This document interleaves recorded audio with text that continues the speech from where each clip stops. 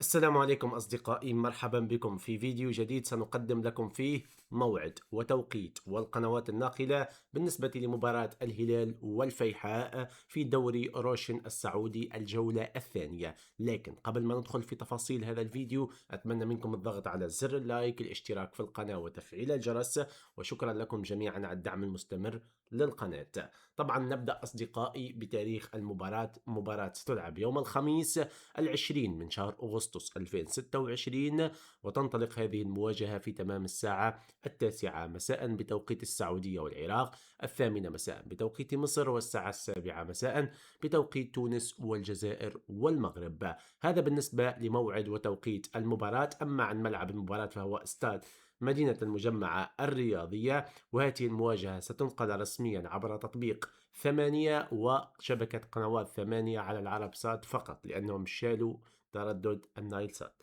هذا كان كل شيء في الفيديو، نتمنى تكونوا استفدتوا. شكرا لكم على المتابعة، جزاكم الله كل خير، والسلام عليكم.